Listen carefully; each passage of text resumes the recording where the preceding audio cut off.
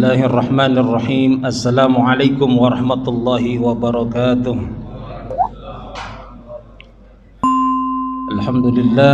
Alhamdulillahilladzi amarna bil ittihadi wal i'tisami bihablihil matin. Asyhadu an la ilaha illallah wahdahu la syarika lah wal haqqul mubin. Wa asyhadu anna sayyidana wa nabiyyana Muhammadan abduhu wa rasuluh asyraful mursalin imamil muttaqin wa ghirril muhajjalin. Allahumma salli wa sallim ala sayyidina Muhammadin wa ala alihi wa sahbihi ajma'in. Amma ba'd. Subhanaka la ilma lana illa ma 'allamtana innaka antal alimul hakim wa tub 'alaina innaka antat tawwabur rahim. Rabbi shrah li sadri wa yassir li amri wahlul 'uqdatam min lisani yafqahu qawli.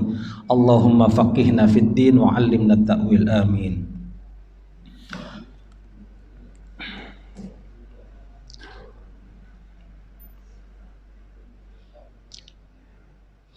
Alhamdulillah, tsumma alhamdulillah. Pada pagi hari ini kita dapat berkumpul bersama-sama menunaikan salat subuh berjamaah. Allah masih terus-menerus memberikan kita nikmat sehat wal afiah sehingga kita dapat berkumpul kembali pagi hari ini. Kalau tidak salah ini pertengahan bulan Rabiul Akhir. Ba'da Mulud. Bulannya udah bulat. Ya biasanya saya puasa ini, tapi saat ini lagi nggak puasa. Ayamul bid. Kalau tidak salah ada kabar hari ini gerhana bulan lagi ya. Jadi udah sering sekali sekarang gerhana bulan itu diantara tanda-tanda kalau bukan lagi akhir zaman apalagi. Karena sering sekali sekarang akhir. Dulu kita kecil itu gerhana bulan bisa berapa puluh tahun sekali, sekarang sering banget. Alhamdulillah, pujian serta rasa syukur kepada Allah Subhanahu wa taala. Saya masih berkesempatan karena kemarin langsung diminta Ustadz Endang. Saya kira ada apa gitu. Kalian mau apa? Salat gerhana gitu. Ada salat gerhana? Ada ini. Sunnah-sunnah yang jarang itu perlu sholat istisqa itu jarang-jarang itu, maka perlu juga. Ya, kalaupun tengah malam ngantuk-ngantuk khutbahnya jangan lama-lama gitu. Yang penting kita dapat sunnahnya itu. Biar jamaah juga tahu sholat istisqa begini, sholat gerhana begini. Beda. Salawat serta salam kita sampaikan serta sanjungan kepada baginda Rasulul Amin. Mudah-mudahan kita termasuk umatnya yang akan mendapat pertolongan syafaat beliau di yaumil akhir nanti, sehingga dapat berkumpul bersama beliau, melihat beliau, menatap beliau di surganya kelak. Amin ya rabbal alamin. Buat para wabil khusus, para guru, tuan guru, para asatiz, para ulama, para hujjaj, ustazah yang dimuliakan Allah, para pengurus DKI, mudah-mudahan yang terus senantiasa menjadi khadimul masjid ya, yang memfasilitasi semua kegiatan sholat 5 waktu, pengajian-pengajian yang mudah-mudahan itu insyaallah tidak akan pernah luput dari catatan Allah sebagai amal jariah. Terutama lagi apalagi yang telah mewakafkan untuk kegiatan masjid atau membangun masjid dari sekecil apapun, dia akan menjadi tabungan akhirat di sisi Allah Subhanahu wa taala. Amin ya rabbal alamin. Kembali, mari kita sebelum mulai saya minta kita nurusin dulu lah Atibian, walaupun ada pesan. Atibian kita ikut teruskan kajian kitab At-Tibyan fi Adabi Hamalatul Quran sebentar, karangan Imam An-Nawawi, dan kita bacaan surah Al-Fatihah sebagaimana biasa. Kita mengirim Al-Fatihah juga untuk beliau sehingga beliau bisa ridha apa yang kita baca dari kitab beliau, dan kita dianggap oleh beliau sebagai murid beliau yang bersama-sama nanti bersama beliau di yaumil akhir nanti dalam surganya Allah. Ala hadiniyah wa ala kulli salihah wa ila hadratin Nabi Mustafa Rasulullah sallallahu alaihi wasallam. Al-Fatihah. A'udzu billahi minasyaitonir rajim. Bismillahirrahmanirrahim. Alhamdulillahi rabbil alamin arrahmanir rahim maliki yaumiddin iyyaka na'budu wa iyyaka nasta'in. Ihdinas siratal mustaqim siratal ladzina an'amta 'alaihim ghairil maghdubi 'alaihim waladdallin. Pekan-pekan hari ini, bahkan mungkin dari sebulan yang lalu, berita-berita baik yang berseliweran di grup-grup WhatsApp kita, di televisi, di renang teks, tidak ada terlepas dari 2 poin saat ini yang terbesar. Pertama tentang Palestina. Semalam saya lihat lagi di televisi, sudah merangsek jadi semua Pak fasilitas komunikasi, penerangan semua, instalasi listrik, air semua dirusak supaya nggak ada yang meliput, dan sudah bergerak serangan darat. Auzubillah. Cuma ketika kita yang di jauh sini, di sini tidak bisa berbuat apapun kecuali doa. Tapi kalau bisa berbuat sesuatu, mengumpulkan dana, nggak perlu, Allah nggak melihat banyaknya, tapi bagaimana effort kita, usaha kita, ikhtiar kita untuk membantu saudara-saudara, minimal dengan doa, karena itu doa silahul mukmin. Yang kedua, topik utama dalam pemberitaan itu Pilpres yang tinggal 2 bulan lagi ya, kurang 3 bulan lah, November, Desember, Januari, karena 14 Februari itu sudah jeblosan. Itu 2 topik utama. Tapi yang topik kedua itu jangan sampai melupakan topik utama kita, kaum muslimin. Minggu kajian yang lalu saya sudah mawas itu. Paling tidak kalaupun kita tidak berdasarkan keagamaan, keislaman saudara kita sesama Islam, berdasarkan kemanusiaan. Amanah pembukaan preambule UUD 45 Founding Fathers kita mencatat itu secara baku. Dalam alinea pertama dikatakan bahwa sesungguhnya kemerdekaan itu adalah hak segala bangsa. Ini yang pernah jadi petugas upacara hafal. Itu baca, ya kan? Bahwa sesungguhnya kemerdekaan itu adalah hak segala bangsa. Oleh sebab itu maka penjajahan di atas dunia harus dihapuskan, ya kan? Karena tidak sesuai dengan pri kemanusiaan dan pri keadilan. Itu alinea pertama, Pak. Dan namanya muqaddimah, preambul, pendahuluan UUD 45, dia nggak boleh dirubah. Batang tubuh boleh, kemarin di amandemen, sekarang bahkan balik lagi pengen, karena ternyata ini makin rusak. Tapi preambul itu amanah Founding Fathers kita. Sebagai kita bangsa yang pernah merasakan terjajah, kakek nenek kita dulu berjuang. Kakek saya termasuk pejuang. Kalau dulu masih kecil, rumah beliau tuh pasang tanda, ada nomornya itu, pejuang 45 gitu. Cuma beliau mau dimakamkan di Kalibata nggak mau. Jadi biasa aja dengan. Jadi kita yang sekarang melihat saudara-saudara kita wabil khusus diikatkan dengan tali akidah sesama agama, sesama muslim, pasti ikatan itu harusnya lebih kuat lagi. Ya. Apalagi kalau melihat Pak, bayi-bayi itu ribuan Pak. Running test itu tidak kurang dari 3.000 anak-anak telah tewas. 3.000 Pak. Ini bukan lagi konflik Pak, tapi pembantaian, genocide. Itu. Kita tinggal minta nasrun minallah wa fathun qarib. Insyaallah pertolongan Allah akan datang dan kemenangan itu sudah ada di depan mata. Insyaallah. Wa makaru wa makarallahu wallahu khairul makirin. Mereka punya strategi, mereka punya rencana, tapi strategi Allah pasti paling terbaik di antara mereka. Gitu, Pak. Itu mirip dengan dulu wa kam min fi'atin qalilatin ghalabat fi'atan katsirah. Berapa banyak orang pasukan yang sedikit bisa mengalahkan pasukan yang banyak.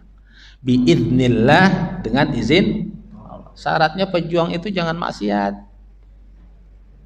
Kita nih mau milih presiden, kalau yang terbaik kita mau pilih, kita jangan maksiat.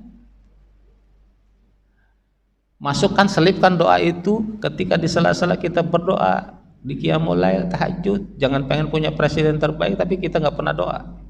Kita ngandalkan kekuatan kita aja. Fisik kita, akal kita, fasilitas kita, finansial kita semuanya terbatas. Maka mintalah kepada Tuhan yang tak pernah terbatas, yaitu Allah Jalla Jalaluhu. Kita terbatas. Ya. Kita lanjutin dulu Pak, sebelum panas. Langsung ngegas aja nih. Lanjutkan dulu ya. Karena kemarin bab fasal tentang niat belum selesai, jadi saya mau lanjutkan. Yang pegang kitabnya halaman 32.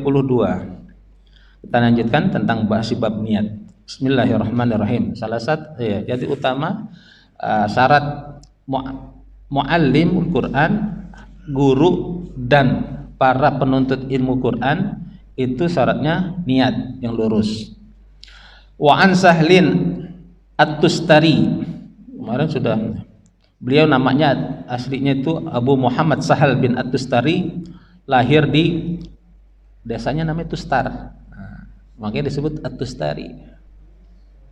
Kalau yang lahir di Pamulang, Pamulangi gitu ya. Tustari itu dulu Persia, sekarang Iran, dan beliau termasuk salah satu sufi. Makanya saya bilang di kitab ini Imam An-Nawawi banyak mengutip quotes dari para sufi. Jadi orang-orang yang belajar kitab Riyadhus Shalihin, hadis yang disusun oleh Imam An-Nawawi, juga jadi pengagum Imam An-Nawawi, tapi benci dengan tasawuf, aneh. Kan Imam Nawawi sendiri banyak mengutip dan belajar tentang tasawuf. Beliau muridnya Sufyan Ats-Tsauri. Coba Pak, muridnya sufi, gurunya sufi, murid. Hidup tahun atau abad 8 Hijriah ya. Rahimahullah ta'ala qala, beliau berkata, nazarul akyas fi tafsiril ikhlas falam yajidu ghaira hadha. Orang-orang bijak, orang-orang cerdas, orang-orang mata batin yang bersih melihat dalam menafsirkan kata-kata al-ikhlas, maksud ikhlas, falam yajidu ghairaha, mereka tidak menemukan kecuali kalimat ini. Apa itu? Antakuna harakatuhu wa sukunuhu fi sirrihi wa alaniyatihi lillahi ta'ala wahdah. Orang yang ikhlas itu harakatuhu, geraknya, wa sukunuhu, diamnya, fi sirrihi wa alaniyati, terlihat oleh orang ataupun tidak terlihat, lillahi ta'ala wahdah, hanya untuk Allah semata. Itu ikhlas Pak. Mau perilaku dia dilihat orang, enggak dilihat orang, ikhlas, hanya Allah. Geraknya, diamnya, bukan karena manusia. Jangan gerak kita karena orang, diam kita juga karena orang. Itu enggak ikhlas menurut beliau. La yumazijuhu syai'un, niatnya itu, hatinya itu tidak tercampuri dengan sesuatu apapun kecuali Allah. La nafsun wala hawan wala dunya, tidak nafsu juga tidak hawa juga tidak dunia, tidak mengharap apa-apa. Makanya saya pernah bilang orang-orang ikhlas itu berharap juga Pak, tapi hanya kepada Allah, bukan kepada nafsu, hawa, dunia, hanya kepada Allah. Lanjut biar agak cepat nih, karena ada yang mau ditulis, saya sudah nitip. Yang kedua selanjutnya, wa anis Sarri rahimahullahu qala, beliau namanya itu Abul Hasan As-Sari As-Sakati. Beliau hidup di abad 2 Hijriah. Beliau ini gurunya, tahu Pak, kalau Ahlus Sunnah wal Jamaah tasawufnya siapa? Imam Ghazali dan ada 2 Pak. Ini kurang familiar memang di Indonesia, dan kitabnya jarang. Kita Imam Ghazali mulu. Siapa? Nah, Imam Abu Junaid Al-Baghdadi. Nah ini beliau ini gurunya Imam Junaid Al-Baghdadi. Ya, namanya jarang disebut-sebut karena memang kalau orang sufi-sufi itu ya kitab-kitabnya dulu jarang guru. Tapi beliau punya murid jadi imam tasawuf sufi, Imam Junaid Al-Baghdadi. Beliau berkata, la ta'mal linnasi syai'an, jangan berbuat sesuatu karena manusia. Wala tatruk lahum syai'an, jangan meninggalkan sesuatu pun karena manusia. Wala tughatti lahum syai'an, jangan menutupi sesuatu buat manusia. Wala takshif lahum syai'an, juga jangan mengungkap sesuatu karena manusia.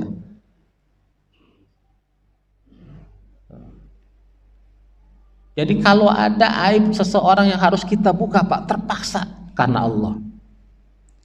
Kalau kita mau menutupi aib seseorang pun itu wajib karena Allah, bukan karena siapa. Maka nanti gibah ada ayatnya, haram nggak gibah. Tapi ada gibah yang dibolehkan, apa saja gitu. Nanti di tafsirnya ada. Mengungkap aib orang tuh haram, nggak boleh. Tapi untuk kebutuhan tertentu yang sangat urgen, yang sangat penting, itu malah bisa wajib, Pak. Selanjutnya pendek ini. Wa anil Kusyairi qala, beliau Imam Kusyairi. Kitab tasawufnya terkenal tuh Ar-Risalah Al-Kusyairiyah. Beliau hidup di abad ke-5 Hijriah. Lagi-lagi dari Persia. Kenapa banyak dari Persia? Karena dulu orang-orang tasawuf Persia memang awalnya memang suka begitu.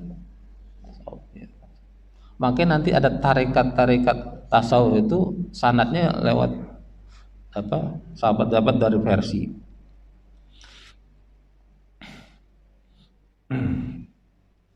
Dia dari An-Naisabur. Beliau berkata, aqallus sidqi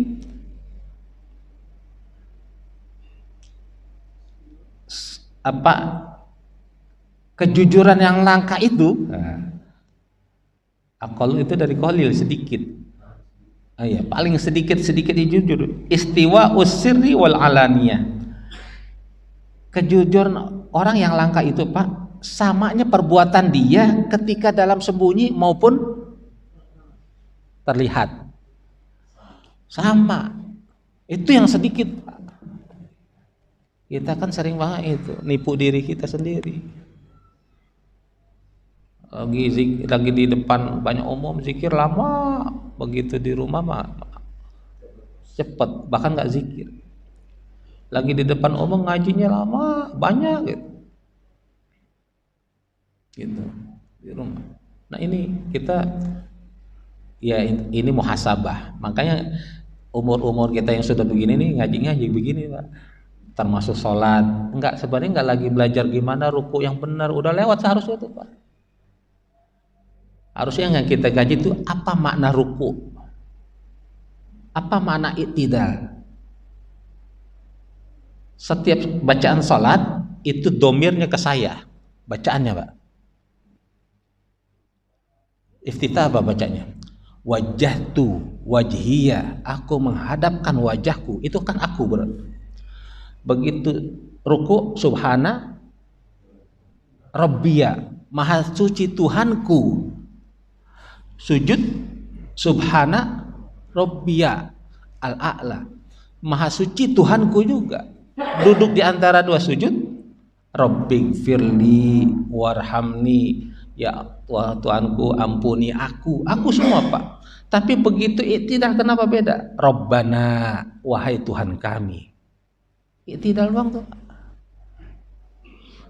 Nah, itu bukan hanya sekedar bacaan, ada filosofinya, ada makna dalamnya itu. Yang kayak begitu mesti kita kaji. Ini tentang niat, makanya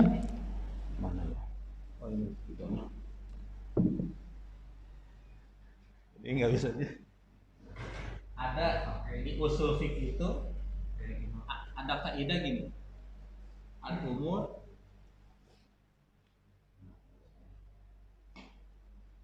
kelihatan nggak ya?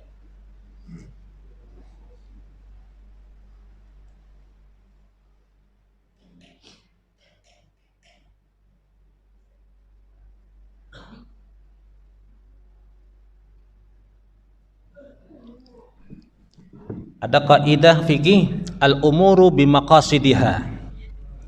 Setiap amal, setiap perbuatan, urusan itu bergantung dengan niatnya. Ini niat. Kita mau ngaji, kalau niatnya nggak benar pun nggak dapat pahala, Pak. Maka setiap ibadah, saya pernah ungkap tuh, setiap ibadah rukun pertamanya itu niat. Perbedaan ulama itu, Pak, semuanya sepakat, Pak. Tapi berbedanya ulama apa? Apakah niat itu dilafazkan atau tidak? Imam Syafi'i perlu. Maka Syafi'iyah, ulama-ulama Syafi'i menulis tuh, Pak, nuntun murid-muridnya dengan nawaitul wudu'a, nawaitut tayammum, usolli. Ada imam yang lain enggak perlu, cukup di hati. Itu bedanya di situ. Tapi sepakat semua jadi rukun. Kalau enggak punya niat hilang, Pak. Jadi kalau perbuatan baik pun kalau enggak diniatkan untuk karena Allah, hilang, Pak, pahalanya. Gitu. Ada lagi pembahasan di kitab usul fikih. Orang niat zina. Contoh. Datang ke tempat lacuran. Tahu-tahu mati lampu. Masuk perempuan. Berzina dah dia. Begitu udah terang, ternyata istrinya sendiri ya. Istrinya sama dia halal enggak? Halal. Tapi karena sudah dari rumah dia niatnya zina, maka tetap dosa zina yang tertulis. Iya, karena niat. Karena niatnya sudah zina. Walau ternyata faktanya istri sendiri zina.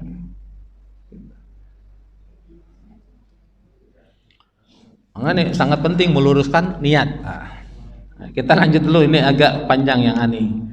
Wa anil Haris al-Muhasibi. Beliau adalah Abdullah al-Haris bin Asad al-Basri al-Muhasibi. Beliau selain sufi, beliau juga ahli ilmu kalam, teolog. Beliau ini salah satu murid Imam Syafi'i, Al-Haris Al-Muhasibi. Beliau berkata, as-sadiqu huwallazi la yubali law kharaja an kulli qadrin lahu fi qulubil khalqi min ajli salahi qalbi. Nah, orang yang jujur adalah dia yang tidak peduli law kharaja an kulli qadrin lahu fi qulubil khalqi min ajli salahi qalbihi. Timbulnya kekaguman dari makhluk lain, manusia lain. Dia berbuat, orang kagum, nggak peduli dia. Maka hati-hati, Pak, ulama sufi makanya mengingatkan kepada kita. Posisikanlah pujian-pujian orang itu sama dengan cacian-cacian mereka. Tapi kebanyakan kita dicaci marah, kesel, ngambek, tapi begitu puji berbunga-bunga. Padahal bahayanya pujian sama bahayanya ketika kita dicaci. Maka sering nih dongkap di kemarin. Harusnya kita orang ikhlas tuh dicaci tidak mendem, dipuji tidak terbang. Nah, ya Pak. udah mulai.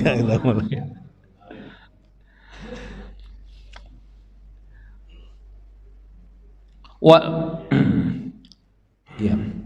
La yuhibbu ittila'an nas ala mathaqilil dzarri min husni amalihi. Nah, dia juga tidak menyukai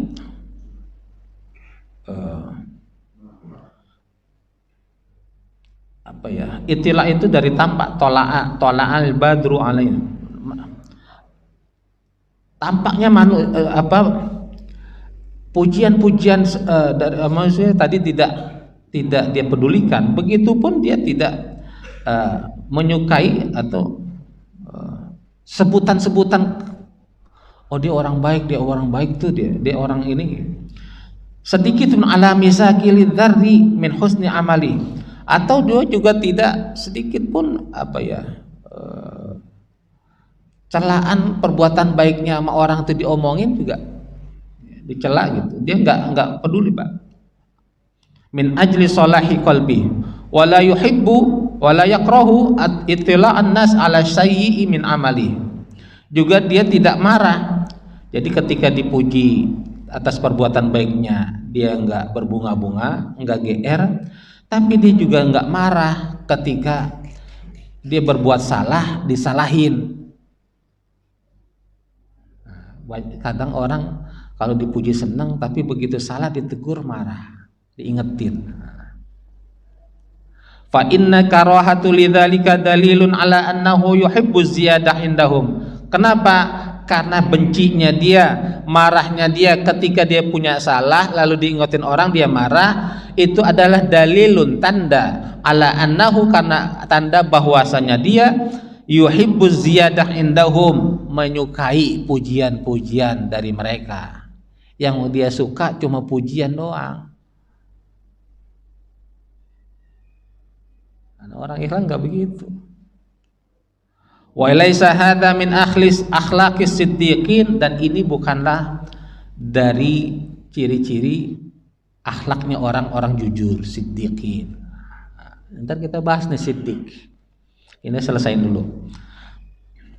Selanjutnya, wa an ghairi, dan dari ulama-ulama yang lain berkata, idza talabta Allah taala bisidqi, kalau engkau meminta, menuntut Allah untuk bisidqi, ataqallahu bi'mir'atan tubsiru fiha kulla syai'in min ajaibid dunya wal akhirah. Kalau engkau meminta kepada Allah bisidqi, dengan kejujuran, ataqallah, Allah akan memberikan kepadamu mir'ah cermin, tubsiru fiha, yang akan memperlihatkan kepada engkau kulla syai'in min ajaibid dunya, setiap segala sesuatu keajaiban dari ajaiban dunia maupun akhirat. Jadi kalau orang-orang yang sudah siddiq, Allah perlihatkan tuh, bukan hanya keajaiban-ajaiban dunia dia dikasih tahu Allah, tapi yang gaib-gaib juga bisa. Wa aqawilu salafi hadza katsirah asyarna ila hadhil ahruf minha tanbihan 'alal matlub. Dan tidak sedikit pernyataan-pernyataan dari ulama salaf tentang ini, tentang niat, kasiratun asyarna ila hadhil ahruf minha, yang kami menunjukkan ini sesuai kebutuhan saja, enggak semuanya, karena kalau mau diukur itu semuanya bisa banyak. Kalau yang mau bisa kita itu, saya saranin itu Hilyatul Auliya, itu ada kitabnya berapa jilid itu tentang kisah-kisah para aulia. Tanbihna 'alal matlub, sesuai kebutuhan saja. Wa qad dzakartu jumalan min dzalika ma'a syarhiha fi awwali syarhil muhadzab, dan aku telah tulis beberapa pernyataan para ulama salaf yang lainnya, itu banyak, lebih banyak dari ini, bahkan bersama penjelasannya fi awwali syarhil muhadzab, dalam muqaddimah atau di awal bab pembahasan kitab beliau Syarah Al-Muhadzab. Beliau juga ngarang kitab Muhadzab.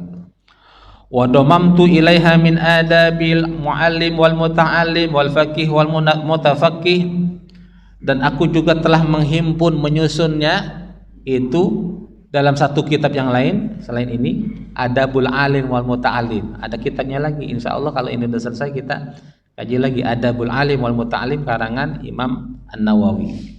Ma la yastagni anhu talibu ilmin wallahu a'lam, yang pastinya dibutuhkan oleh para penuntut ilmu, wallahu a'lam, Allah Maha tahu.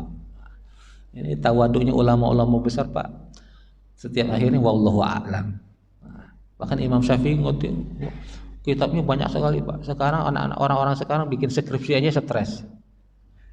Cuma 150 halaman. Nah, ulama-ulama dulu tuh berapa jilid? Satu jilidnya 500 halaman.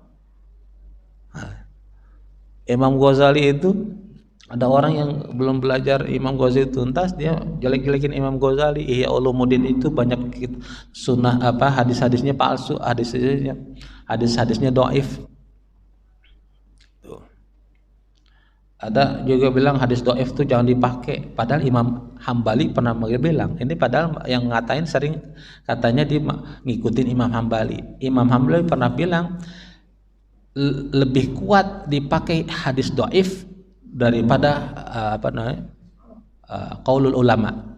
Kalau masih ada hadis dhaif tentang sesuatu, itu masih dipakai itu.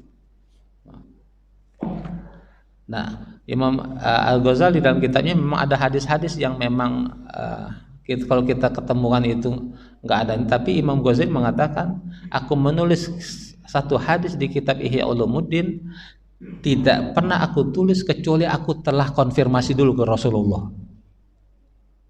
Jadi beliau dialog sama Rasulullah. Tinggal masalahnya percaya apa enggak. Ya kalau kita yang belajar percaya Pak. Makanya ada kitab tafsir tuh, tafsir isyari. Tafsir isyari itu pun enggak berdasarkan riwayat, tidak berdasarkan dia olah kata, tapi dia dituntun sama Allah. Contohnya apa Pak? Al-Futuhat Ar-Rabbaniyah, kitab tafsir itu. Isyari itu dituntun. Beliau penulisnya apa maknanya ini? Tinggal orang yang percaya nggak percaya gitu loh. Makanya kalau yang udah awal-awalnya nggak percaya begitu susah. Nah, kita masuk itu tadi selesai pasal tentang niat.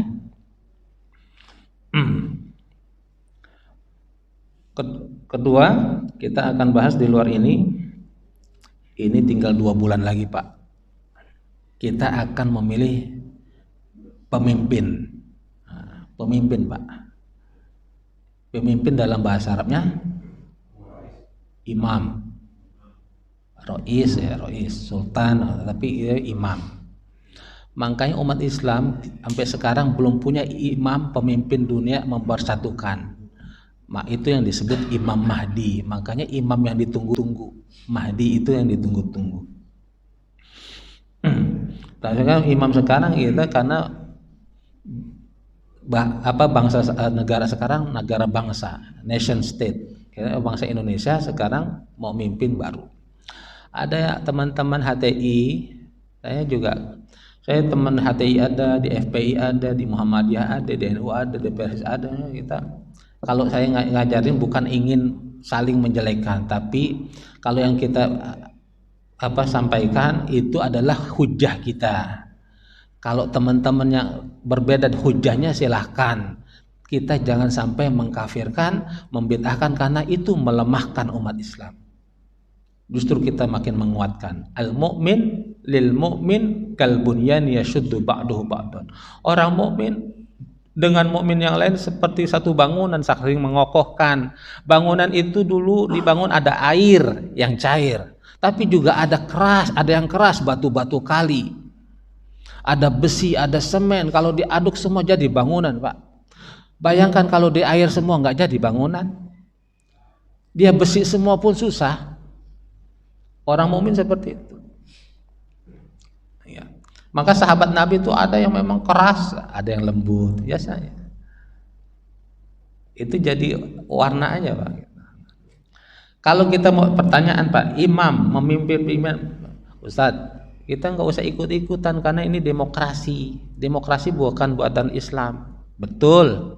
Saya dulu kuliah pernah debat dengan dosen saya. Ketika dosen saya mengatakan demokrasi itu, ya Islam itu seperti itu demokrasi. Tidak, Pak.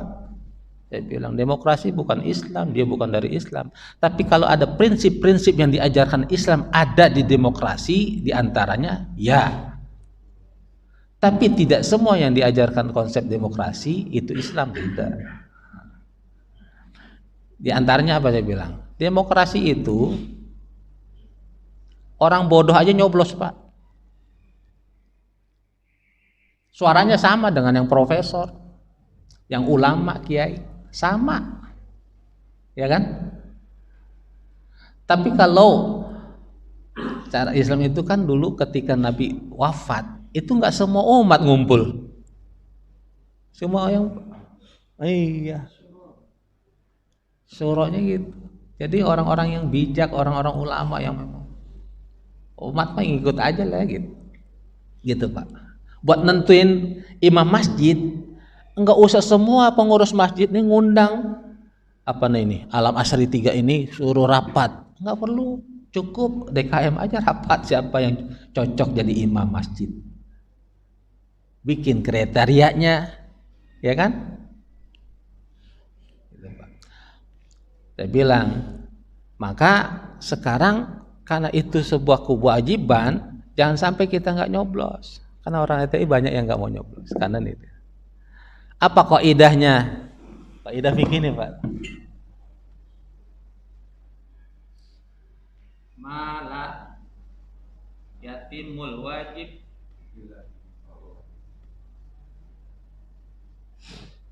illa bihi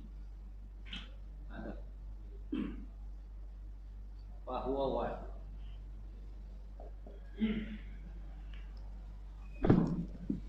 Rumah bapak bocor, kalau hujan masuk air, tidak ada alat untuk naik ke atas kecuali tangga.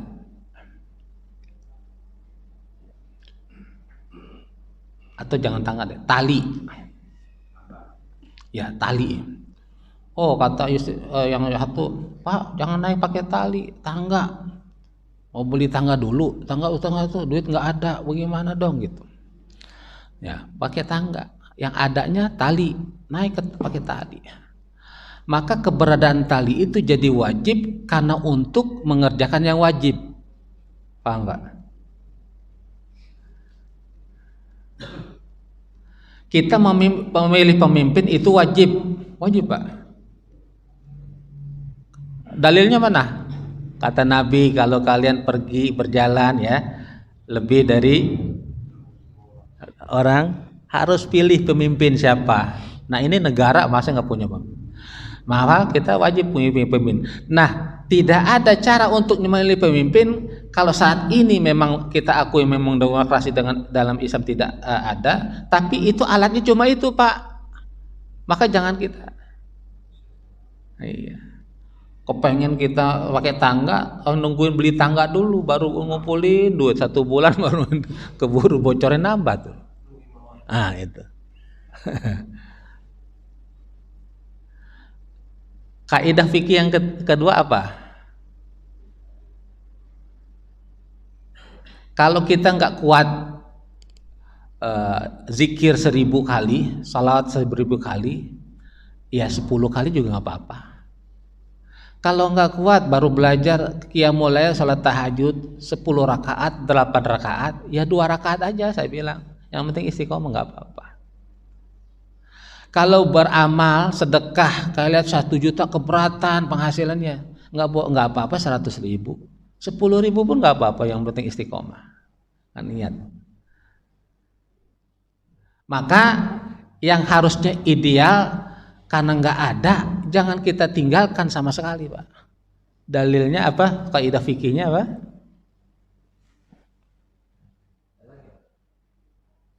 Ma la yudraku kullu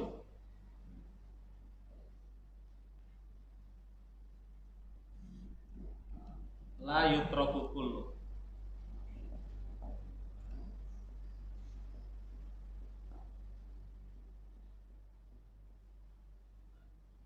Ma la yudraku kullu la yutraku kullu. Ini pemimpin ada 3 udah diumumin Pak. Kriteria pemimpin apa dalam Islam? Ya kita cari aja dah sifat Nabi aja deh. Apa? Staff. Saya ini staff. S Siddiq. T tabligh. A amanah. F fatona. Apa itu Siddiq? Saddaqa yusaddiqu, bukan hanya dia berkata benar jujur, tapi sering, karena kata saddaqa bimakna at-tikrar, bimakna al-istimrar. Dalam bahasa Arab kalau dia sodako mungkin dia sekali doang benar, tapi kalau udah sodako dia sering benar. Jadi benarnya dia berkata jujurnya dia bukan pencitraan begitu sama mau pemilu aja, tapi memang dia sudah terkenal dia jujur, dia benar, sodako, makanya siddiq itu Pak, yang disampaikan benar, caranya benar, melalui yang benar, teman-temannya pun benar. Itu makna siddiq. Tabligh. Tabligh itu kan komunikatif. Apa yang dia sampaikan orang ngerti. Biqadri ukulihim, dia komunikatif, dia bisa ngomong, dia bisa dicerna Pak pahamnya, enggak menerawang-rawang, rasional. Ngomong sama orang kampung nyambung, ngomong orang kota nyambung, orang awam nyambung, dia bisa rendah, ke akademik juga nyambung.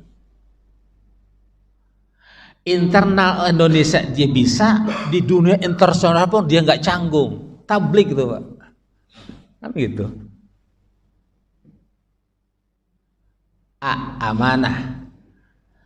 Ibunda Nabi namanya siapa? Aminah.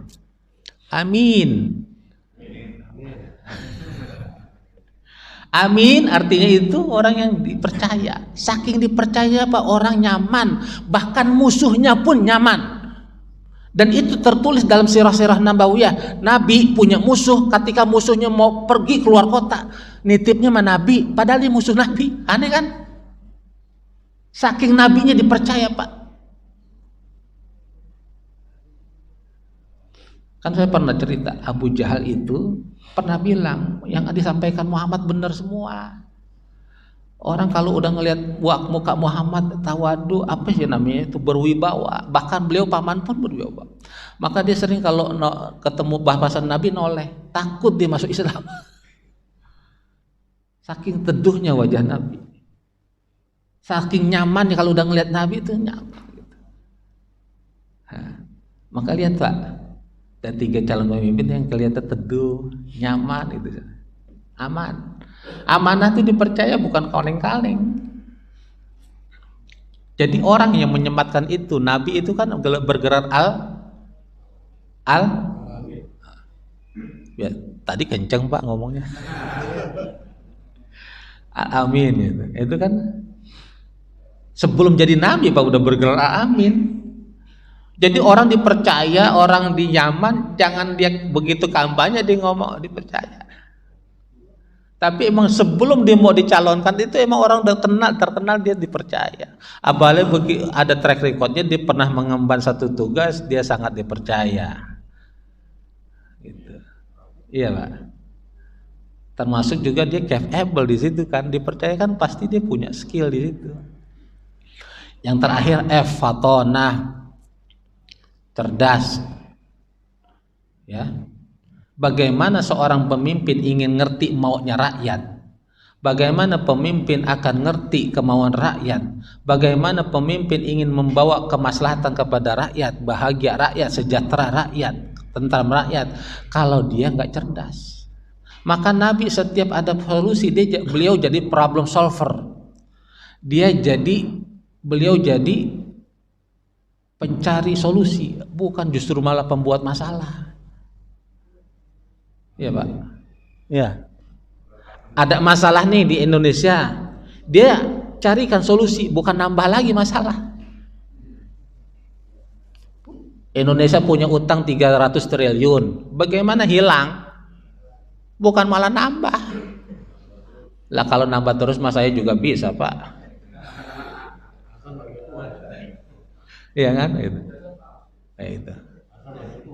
Ini kemarin Pak, saya habis itu bahas agak lama itu, ngobrol habis sholat Jumat, ngobrol gitu. Jadi pemindahan IKN dibahas dalam kaidah usul fikih. Nah, usul fikih. Kalau kita ngobrol-ngobrol sama Ustadz gitu Pak, IKN, kadang lampu merah aja kita, bagaimana menerobos lampu merah dipandang dari sisi kaidah usul fikih. Bingung kan? Lampu merah. Kalau saya naik mobil di Papua, kota Papua, jam 1:30 malam, sepi, lampu merah-merah, saya berhenti, saya lewat terus, hukumnya apa? Siapa bilang Pak? Saya tanya, kan bisa jawab. Itu makanya dalam usul. Pandangan Imam Asy-Syafi'i haram. Kenapa? Dibuatnya lampu merah untuk berhenti. Kan begitu. Oh, ulama Hanafi nggak begitu, Pak. Lampu merah dibuatkan untuk mengatur lalu lintas. Lalu lintasnya kagak ada, sepi, lewat aja nggak apa-apa. Nah, itu. Itu kaidah usul fikih. Jadi ya yang begitu. Jadi IKN itu mungkin di usul kaidah. Jadi dari unsur kaidah usul fikih semuanya apa berantakan IKN. Bukan ahli ini di bidang agama aja. Ya kan, menambah berat. Makanya banyak mudaratnya. Nah, tiga pemimpin udah kelihatan mana yang ada empatnya tadi. Kalau empat-empatnya terlalu ideal, itu kan seperti Nabi ya Ustadz. Gimana kita nyari orang seperti Nabi? Paling enggak tadi. Ma la yudraku kulluh, la yudraku kulluh. Kalau dia enggak empat-empatnya ada 3 doang, ya pilih yang terbaik. Atau sidiknya dia mungkin enggak 100%, 80%. Tapi yang lain kita cari yang paling banyak bagus rapotnya. Kita nilai ya Pak. Masa enggak bisa nilai sih? Maka saya pernah bilang Pak, kita yang punya majelis taklim, yang orang tua, kalau kita punya umat, kita punya jamaah, kita punya anak, tuntun anak jamaah muridnya jalan yang benar yang mana. Jangan bilang saya netral, terserah milih yang mana aja. Ini ustadz nyari aman supaya tetap kepake. Apalagi ustadz udah seleb. Karena Islam itu mengajarkan umatnya duduk atau berdiri tegas di mana dia ada. Di Quran itu ada Hizbullah, ada Hizbus Syayatin. Golongan Allah apa golongan setan. Nanti di akhirat di padang mahsyar ada Ashabul Yamin, Ashabus Shimal. Golongan kanan apa golongan kiri? Enggak ada di tengah Pak. Orang donat aja enggak, tengahnya enggak ada Pak. Nah ini kan orang remang-remang. Dia ulama besar, ulama yang udah besar, tapi ditanya umatnya terserah ini nggak boleh, harus tuntun umatnya yang mana yang benar. Islam apalagi sudah berhadapan antara al-haq dan batil, nggak boleh Pak remang-remang. Ya, udah berhadapan yang hak dengan yang batil, nggak boleh remang-remang, harus berdiri yang hak. Ustadz gimana? Kayaknya kita kalah, Allah nggak nyuruh kita wajibin menang Pak. Yang kita dituntut kita berdiri di pihak mana? Masalah menang atau kalah urusannya itu urusan Allah. Karena Nabi pun setiap perang nggak semuanya menang. Kitanya di mana? Mulut kita di mana? Fisik kita di mana? Hati kita di mana? Gitu. Makanya tadi Palestina gitu, hati kita di mana? Kita nggak bisa berbuat apa-apa, tapi hati kita di pihak mana? Justru kita mencibir umat Islam sendiri, Hamas sendiri. Innal ladzina fatanul mu'minina wal mu'minati tsumma lam yatubu falahum adzabu jahannam wa lahum adzabul hariq. Al-Buruj 10. Sesungguhnya orang-orang yang memfitnah orang mukmin, laki mukmin perempuan, tsumma lam yatubu, dia enggak bertobat sebelum dia wafat, dia mati, falah dia dapat azab jahannam. Jahanam itu nerakanya iblis, jadi satu kapling sama iblis. Nauzubillah min. Yang ngerinya ini yang ngomong begitu kok ustadz. Fitnah begitu ya? Enggak ada, alhamdulillah insyaallah enggak ada. Yang begitu ngomong ya. Nah. Terus ada lagi dari beberapa karakteristik itu, kaidahnya Pak. Jadi ada 4 kaidah ini. Pagi ini udah banyak.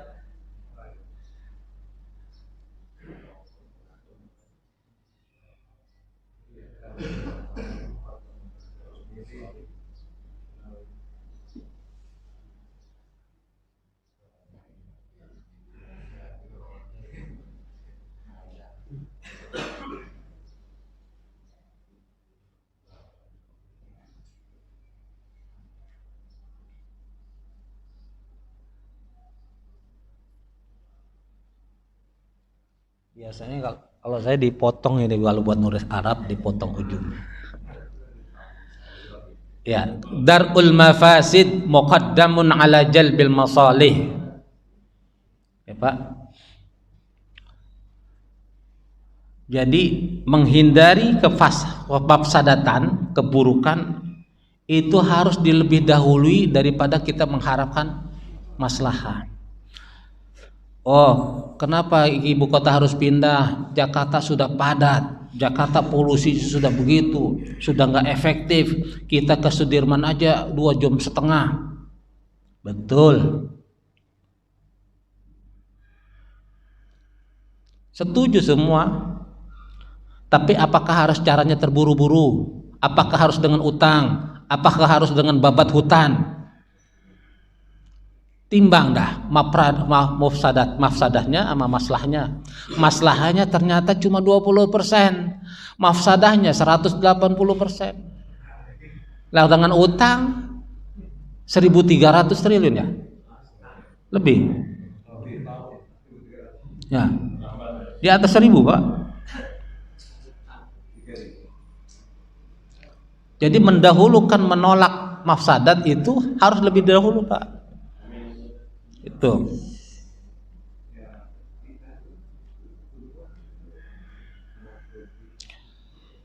Istinsyak istinsar sunnah dalam wudu.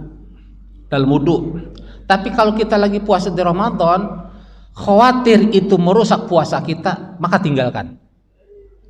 Kaidahnya darul mafasid muqaddamun ala jalbil masalih. Kata Allah, khamar itu ada manfaatnya, ada. Tapi mafsadatnya lebih banyak. Maka tinggalkan, dipatenkan oleh Allah, innamal khamru wal maisir dan seterusnya. Ada, Pak. Tinggalkan, Pak. Jangan ragu. Nah, kalau 3 ini nih calon pemimpin, pilih aja dah tuh yang mafsadatnya lebih banyak mana. Kalau begini. Kita pilih mafsadatnya yang dikit. Mungkin nggak ada yang kita ideal sekali yang benar-benar nggak ada mafsadatnya, tapi pilih mafsadahnya ini. Saya pernah ditanya ketika lagi sama-sama habis pengajian, Ustaz, ini gimana? Ternyata kok dia wakilnya gini, kan dia juga punya kasus ya. Kita lihat sudah, pilih. Tinggal kita saring 3 ini, yang mafsadahnya paling sedikit yang mana? Itu. Amin. Ya. Silakan Pak, kalau ada yang mau ditanya. Ada 15 menit. Ada? Silakan. Yang disebut apa tuh? Hadis itu doif atau hadis itu hasan. Betul. Apa itu? Apa orang yang mau riwayatkannya itu yang ditanya sama perawi hadis, atau memang kata-kata di dalam hadis itu yang lemah gitu, atau yang cenderung bukan palsu atau apa gitu? Makasih. Makasih pertanyaannya. Ini ada Ustadz Abdul Halim nih yang jawab, Ustadz Abdul Halim tentang hadis, karena beliau juga ngisi hadis. Tapi almarhum Profesor Dr. Haji Ali Mustafa Yakub pernah bilang gini, ciri-ciri hadis palsu, bukan doif ya, palsu itu dia mengatakan yang nggak masuk akal. Misalnya ibadahnya dikit, tapi kok pahalanya ganjaran terlalu banyak gitu. Itu diantaranya gitu. Itu hadis palsu. Beda dengan hadis dhaif. Kenapa saya bilang hadis dhaif para ulama masih bisa pakai, terutama buat fadailul a'mal. Karena dia berbeda dengan palsu. Kalau palsu itu kan memang dipastikan bukan Nabi yang ngomong. Kalau dhaif itu lebih kebanyakan itu masalah di rijalul hadisnya, ya, orangnya. Ada yang ada macam-macam Pak. Itu nanti kalau di mustalah hadis dan dibahas. Ini mungkin kalau ada kajian hadis saya mempersilakan yang ngajar hadisnya aja nanti yang menerangkan lebih lanjut. Tapi itu macam-macam. Mengapa nanti jadi ada tabaqatnya itu ada tingkatan begitu. Dan tingkatan itu. Orangnya misalnya hidup sekarang nih. Saya dengar dari Pak Haji Atma, Ustadz, Bung Karno dulu pernah ngomong begini-begini. Pak Haji dari mana? Oh, orang tua saya kan dekat sama Bung Karno. Nah, sanadnya bagus nggak? Bagus, nggak ada yang putus. Itu sanad kan. Tapi kalau saya tanya dari mana Pak Haji? Ya saya dengar-dengarnya nggak jelas, ini putus nih. Dari mana nih? Gitu. Tapi itu pun nanti begitu saya jalan di sana ada ngomong juga mirip dengan Pak Haji. Dia juga nggak tahu putus, saya pernah dengar. Nah, itu pun hadis dhaif kalau banyak yang ngomong nanti tingkatnya derajatnya naik tuh. Karena yang meriwayatkan itu banyak. Walaupun kok putus, tapi karena yang riwayat ini banyak nih, naik dia. Gitu Pak. Ada lagi yang ngeriwayatin cuma satu, ya satu-satunya itu yang di hadis ahad tuh gitu. Jadi macam-macam. Jadi kebanyakan di rijalul hadis. Nanti tabaqat itu ditentukan oleh ijtihad ulama hadis. Makanya Imam Al-Bukhari itu ketat sekali Pak. Orang meriwayatkan hadis satu, dia bilang kata Nabi. Tapi ini dia lihat dia nggak pernah sholat di masjid aja udah nggak dipakai Pak.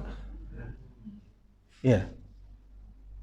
Orangnya yang ngomong nggak pernah sholat di masjid jamaah, tapi sholat sih tapi nggak pernah di jamaah, udah nggak kepake Pak, turun.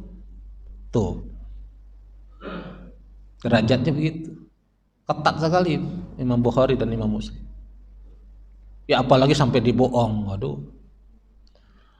Dia ngomong tentang hati, tapi yang sunnah-sunnah, misalnya puasa Senin Kamis dia nggak pernah, wah turun udah derajatnya Pak. Itu Imam Sahih Bukhari begitu, ketat. Nah, kenapa Imam Syafi'i juga, Imam Malik juga buat kitab hadis, nyusun hadis, tapi kok tabaqatnya nggak seperti kayak sebelum? Karena belum ada, itu ijtihad. Beliau memang lebih banyak menuntut umat dengan fikihnya, tapi bukan berarti beliau nggak ngerti hadis. Kenapa dengan tabaqat itu? Karena jarak beliau hidup dengan Nabi masih termasuk dekat Pak, relatif. Imam Malik itu kan guru-gurunya ya banyak para sahabat, jadi nggak perlu lagi dia jadi langsung apa sih nih, udah dipercaya aja sahabat Nabi gitu. Jadi kalau orang bilang oh Imam Syafi'i itu hadis-hadisnya kok nggak Sahih Bukhari, apalagi orang Bukhari hidupnya setelah Imam Syafi'i jauh gitu Pak. Ada lagi? Ya. Perang Palestina. Ya. Itu katanya informasinya di Gaza itu wangi. Jadi bangkai-bangkai yang diambil. Justru bohongis ketemu.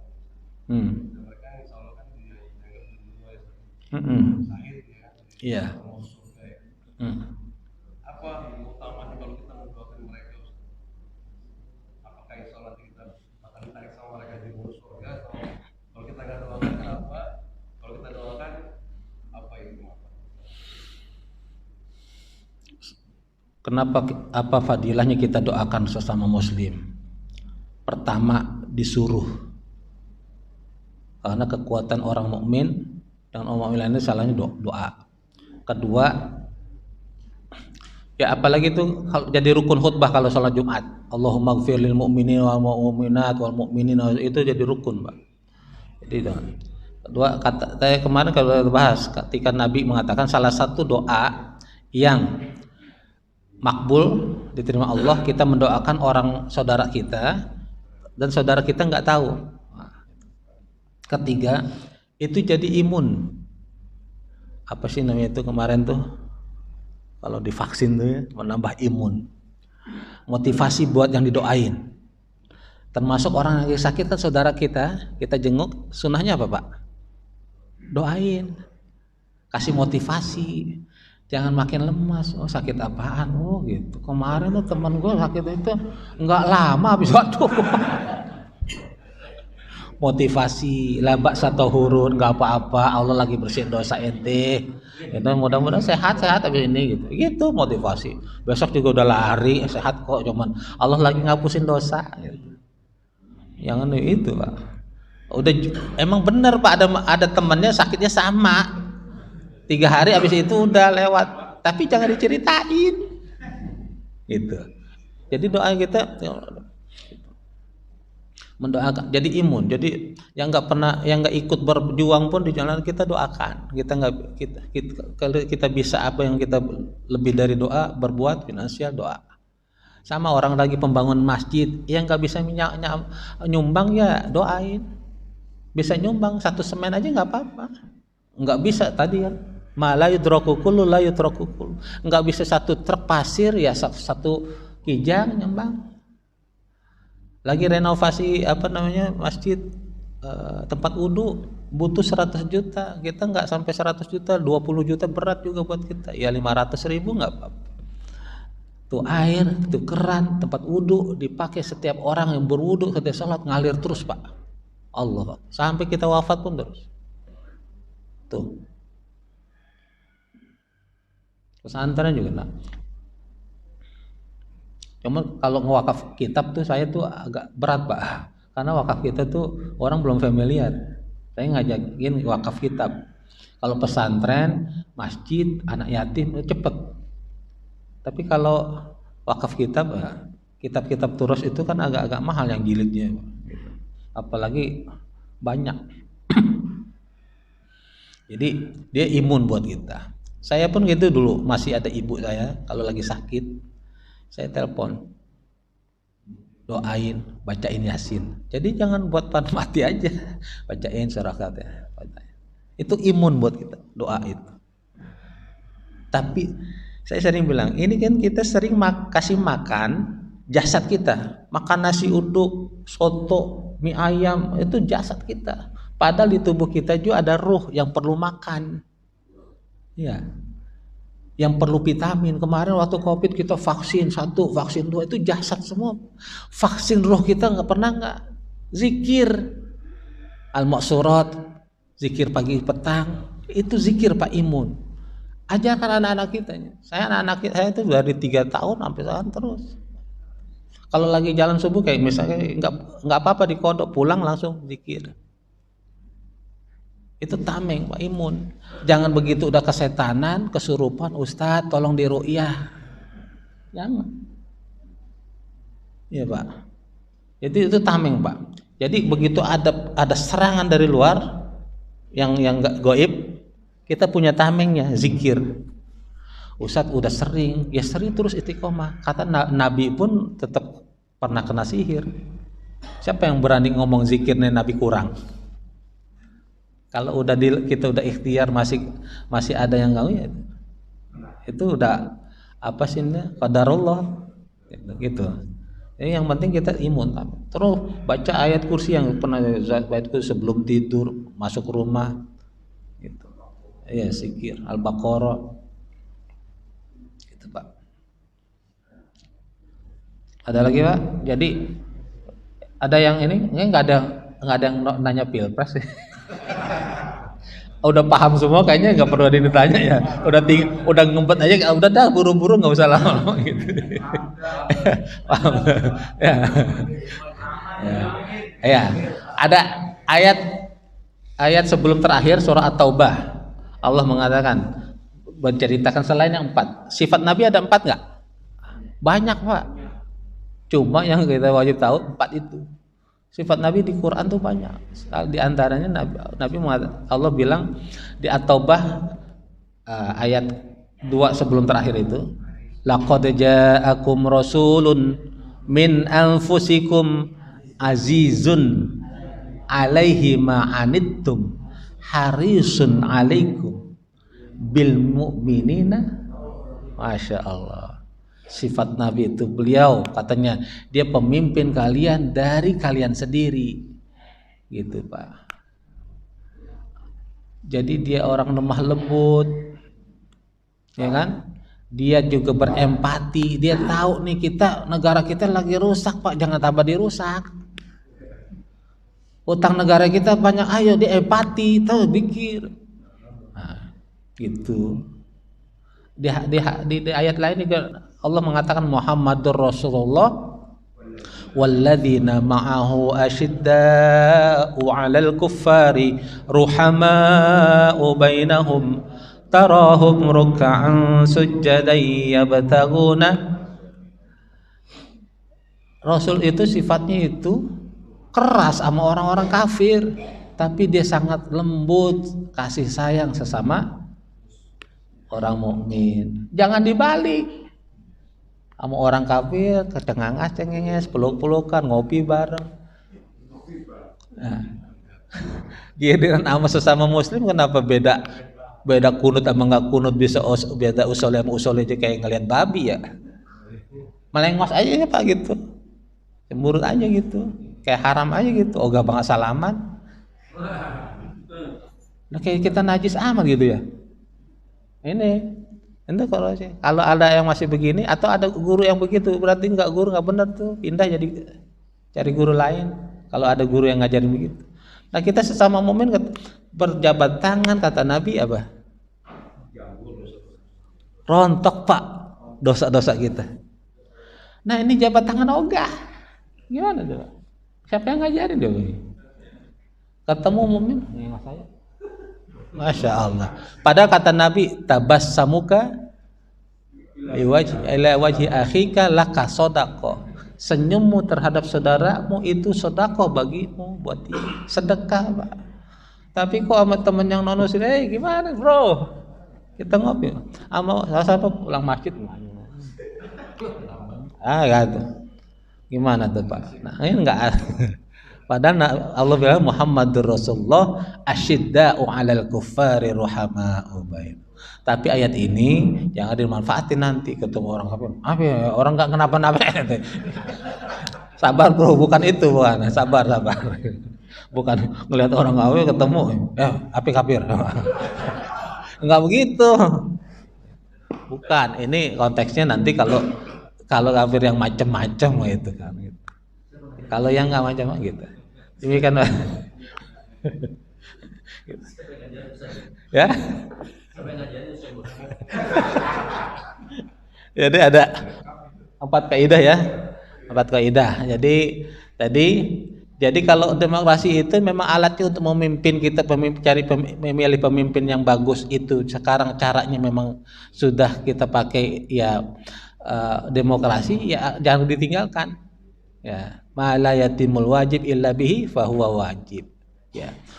Gimana kalau coba dekonstruksi semua itu udah ini dah tuh. Itu bukan reformasi lagi, revolusi ya gitu. Terus milih pemimpin tadi, ma la yudraku kullu la yutraku kullu sama darul mafasid muqaddamun alal. Ada 3 pemimpin, mana yang mafsadatnya dikit? Yang ideal, terlalu ideal 100% cakep semua, mungkin enggak ada. Ya kan? Tapi yang nggak ada itu jangan sampai nggak milih. Nggak ada, jelek semua, saya nggak milih. Ente nggak milih, jadi mafsadatnya malah banyak. Iya, pilih Pak. Pilih. Paling tidak kita sudah istihad fardi, pilih. Usaha, udah ikhtiar. Al istihad, ada nih kaidah lagi. Al istihad la yanqudu bil istihad. Istihad yang satu tidak bisa dipatahkan, dilemahkan, dinegasikan dengan istihad yang lain. Istihad ulama Syafi'i mengatakan supaya kuat nih kita mau ngapa-ngapain, niatnya diucapin, dilafazin. Istihad ulama yang lain tidak, karena Nabi nggak ngajarin itu, cukup di hati aja. Maka yang mau pakai dilafazkan, jangan jelek-jelekin yang nggak mau dilafazin. Sebaliknya juga begitu, yang nggak mau pakai usolli, nyebut di hati aja, jangan bilang jelek-jelekin atau bid'ah yang itu, enggak. Karena kaidahnya tadi al-ijtihad la yanqudu bil ijtihad, karena itu hasil ijtihad ulama, tidak bisa dinafikan, dilemahkan atau dikalahkan dengan ijtihad. Posisinya sama. Ini ijtihad, ini ijtihad. Kata Nabi, kalau ijtihad itu cocok, tepat, dapat pahala 2 pahala. Kalau tidak tepat, tetap dapat 1. Jadi enggak ada. Nah ini, kalau kita udah belajar makanya enak ya. Saya kadang misalnya anak saya gitu, istri gitu. Kadang kalau mau cahin masalah, saya ngomongin dulu. Itu nanya satu, bicara usul fik dulu. Nah, kadang gitu Pak. Ulama kalau mau membahas satu masalah, coba lihat kitab-kitab fikih. Definisikan dulu permasalahannya. Nah, ada orang bilang gini, Ustaz, jilbab kan nggak wajib. Emang iya? Nah, kalau ada ilmunya kita bilang aja Pak, emang iya. Nah, iya. Tapi kalau yang nggak ada ilmunya marah Pak. Saya bilang ngaji di mana? Saya bilang emang nggak wajib jilbab. Yang wajib satrul aurah, nutup aurat. Nutup aurat, ente mau pakai hordeng, mau kain sarung, mau pakai spray, nggak apa-apa Pak. Dulu zaman dulu nggak ada bahan, pakai daun pisang nggak apa-apa.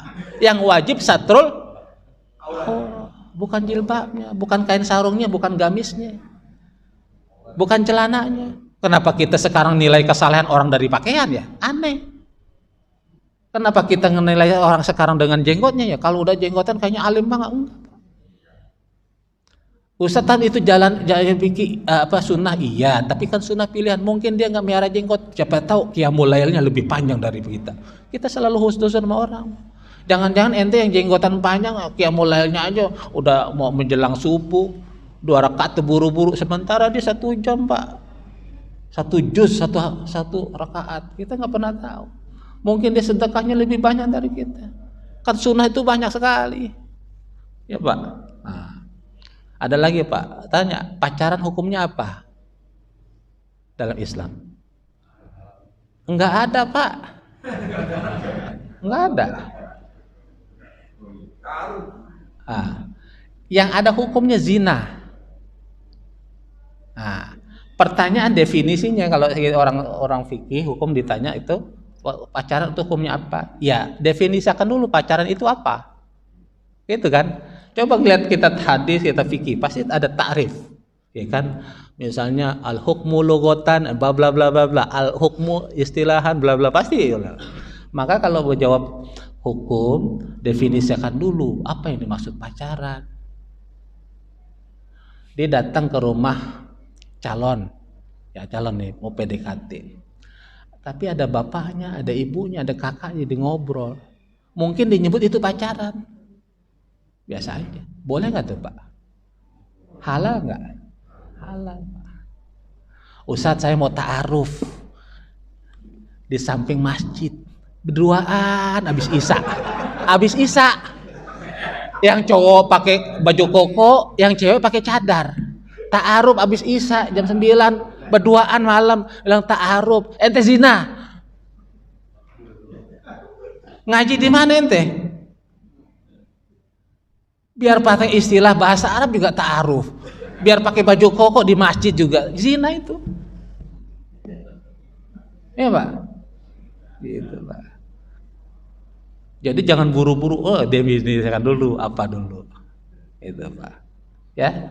Ya kan mudah-mudahan nanti insya Allah masih ada ketemu lagi sebelum Pilpres, kita mau nanti panasin dulu Pak. Terus mesinnya panasin, mudah-mudahan kita dianugerahkan oleh Allah pemimpin yang saleh, pemimpin yang membawa Indonesia menjadi baldatun thayyibatun wa rabbun ghafur.